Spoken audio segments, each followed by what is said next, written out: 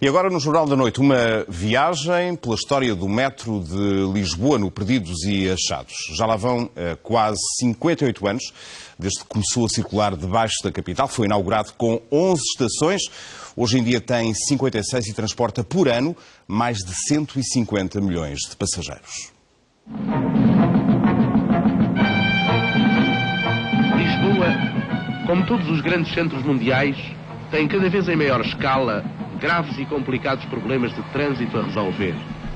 Este filme de 1959 é bastante esclarecedor para quem podia julgar que circular de carro em Lisboa há 58 anos era um mar de rosas.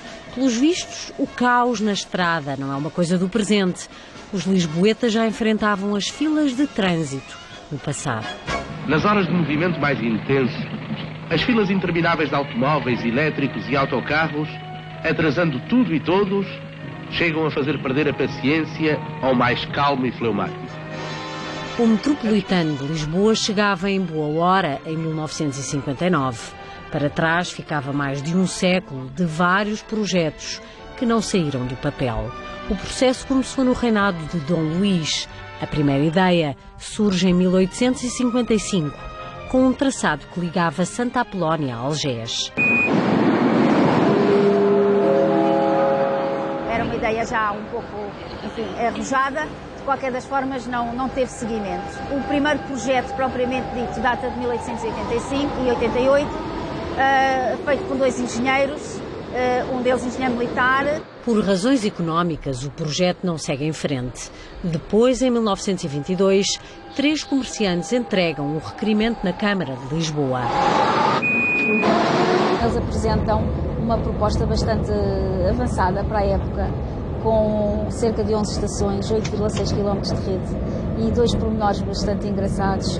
Um deles é que propunham cais com comboios para 4 carruagens e uma proposta à frente do tempo. À frente do tempo, exatamente. Nem essa proposta avança, nem aquela que é apresentada em 1925 por 2 espanhóis. A ideia de construir um metro na capital portuguesa fica 20 anos adormecida e só volta a despertar em 1945, ano em que são apresentados 3 novos projetos. No fim da Segunda Guerra Mundial e com o apoio do Plano Marshall, o metro começa a ver a luz ao fundo do túnel. Finalmente, em 1955, as obras começam.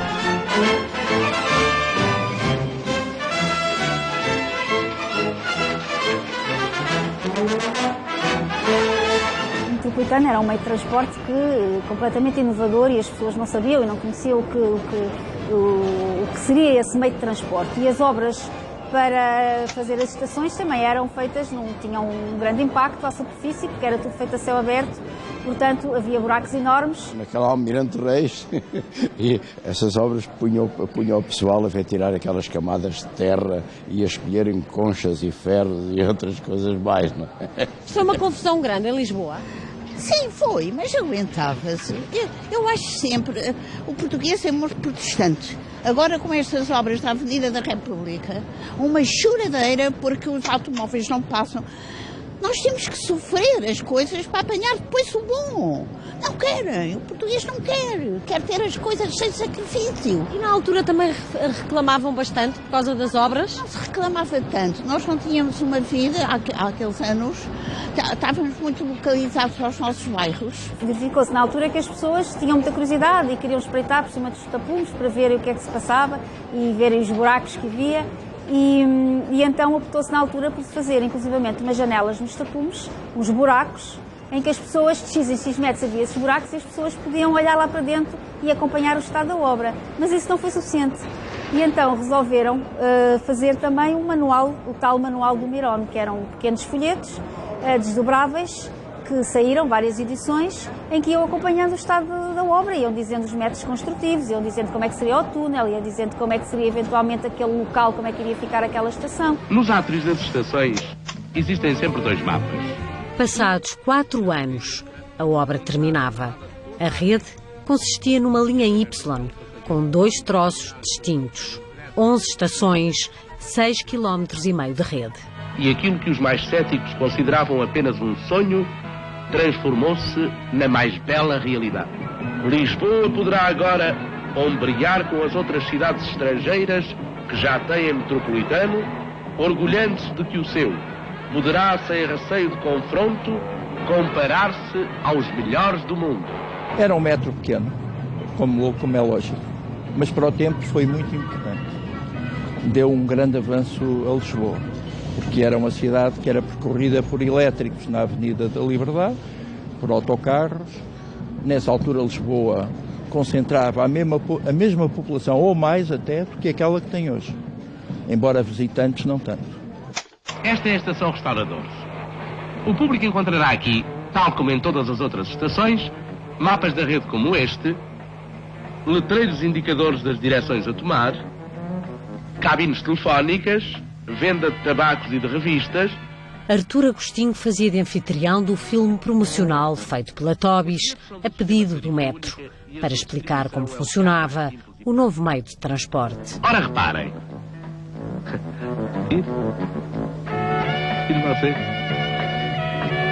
Cada bilhete permite efetuar uma viagem à vontade do passageiro e durante o tempo que pretender. Quer dizer, o bilhete só perde a validade à saída.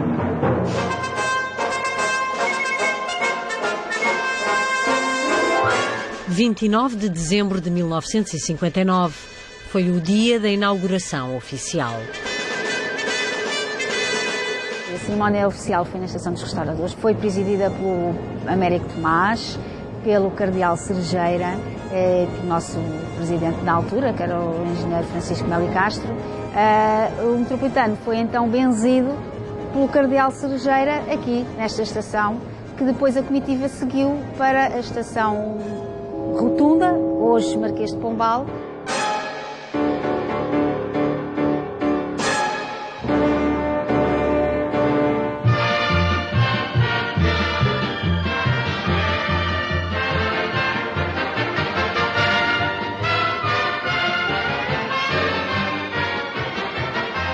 Um dia depois, a 30 de dezembro, acontecia finalmente a abertura ao público. E realmente foi uma coisa com uma afluência enorme. Cerca das 3 da manhã já havia imensa gente às portas das estações para conseguir entrar, para conseguirem ver como é que seria, com os próprios olhos ver como é que seria o metropolitano. Uma grande parte dos lisboetas libertou-se assim da morosidade dos transportes de superfície, passando a viajar à velocidade média de 29 km/h.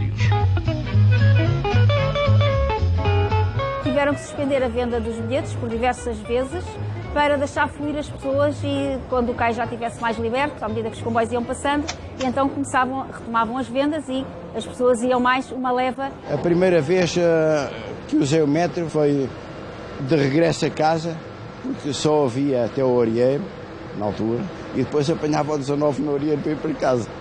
Ainda se lembra dessa primeira vez? A primeira vez é sempre emocionante, não é? E eu naquela altura já tinha talvez uns 19 anos.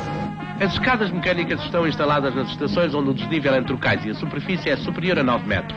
Façam favor.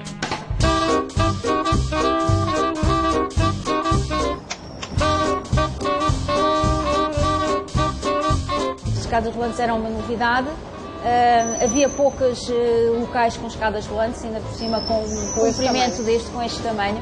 E realmente suscitou uma curiosidade muito grande entre as pessoas. As escadas rolantes atraíam centenas de pessoas. Algumas iam ao metro apenas para experimentar a novidade. Mas com o andar da carruagem, os lisboetas foram ganhando o hábito de utilizar o metro no dia-a-dia. Para que os horários possam ser mantidos, o passageiro deve logo que o comboio se aproxima da sua estação encaminhar-se para a saída. Não deve fazer perder tempo, mas também não deve atropelar com o receio de ficar dentro. E se um passageiro deixar passar a estação onde deseja apiar-se? Se apesar dos mapas indicativos e dos avisos do fator tal acontecer, o remédio é fácil. O passageiro desce na próxima estação, sobe ao átrio, passa por detrás das bilheteiras e desce para o cais contrário. No primeiro ano, o metro transportou cerca de 15 milhões de passageiros. O segundo escalão da primeira fase é concluído com a inauguração do troço Anjos-Alvalade, o que significou um acréscimo de 35% no número de passageiros. Em 1975, O metro é nacionalizado, passa à empresa pública. Ao longo dos anos, as extensões foram aumentando. Cada vez mais estações para servir cada vez mais pessoas.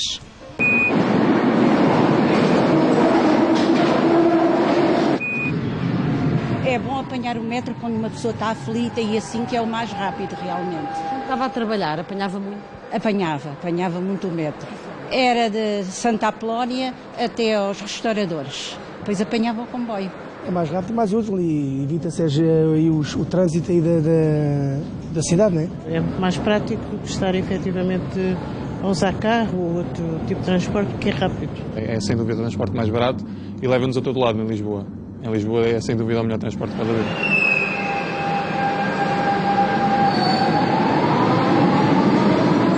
Eu que sou arquiteto e trabalhei na área do urbanismo, tenho colegas que se opõem ao metro, porque consideram que é uma infraestrutura muito pesada, mas é uma infraestrutura necessária em qualquer cidade.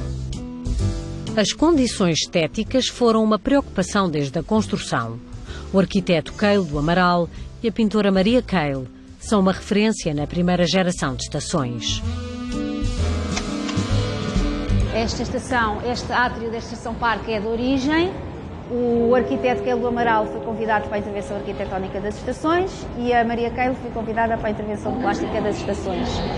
Estávamos em altura de alguma contenção, não havia dinheiro e então o projeto que ela tinha que fazer era um projeto, seja a nível de arquitetura, seja a nível de intervenção plástica, um projeto completamente minimalista.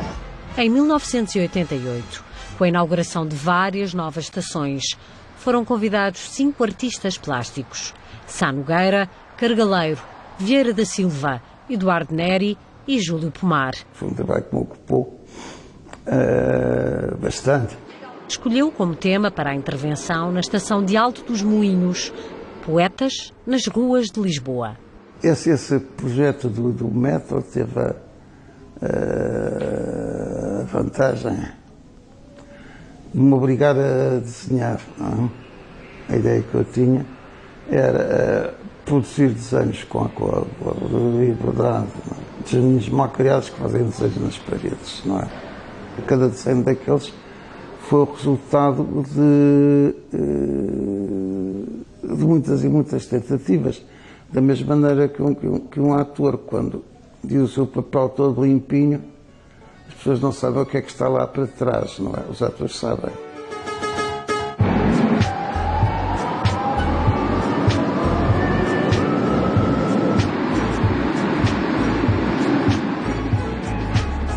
A arte no metro de Lisboa é uma constante. Obras de dezenas de artistas, portugueses e estrangeiros, dão cor e vida a um mundo subterrâneo.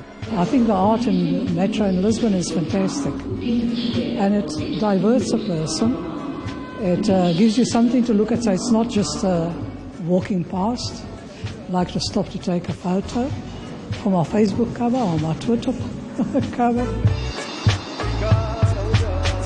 I think the stations are very old and beautiful because I came from the airport and I see all the stations on the road. They are very attractive.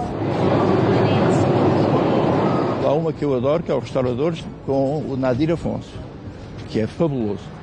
E depois há a nova, muito interessante, com atores, jornalistas e humoristas, que é a do aeroporto. Não, temos, nesse aspecto, temos estações que não ficam a dever nada ao primeiro metro que ensaiou isso, que foi o metro de Paris. Na estação do Parque não é só no átrio que se respira arte. Em 1994 foi feita uma remodelação por uma artista belga que percorre os metros de todo o mundo.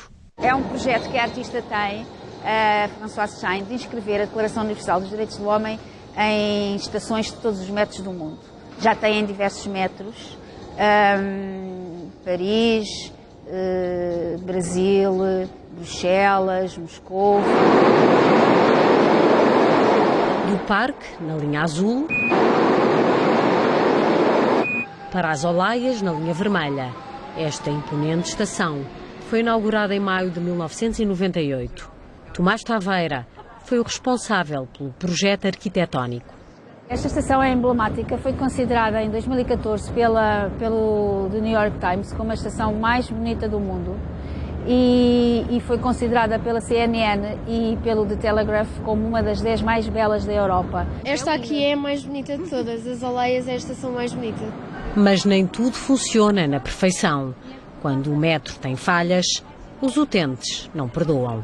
Agora, ultimamente, tem havido uns atrasos um bocado chatos. Por exemplo, no outro dia nós fomos pela Alameda e estava um tempo de espera de 12 minutos, ou lá o que é que era, porque pronto, há sempre problemas. Nós acabámos por ir de autocarro. O sistema da bilhética é mau. Não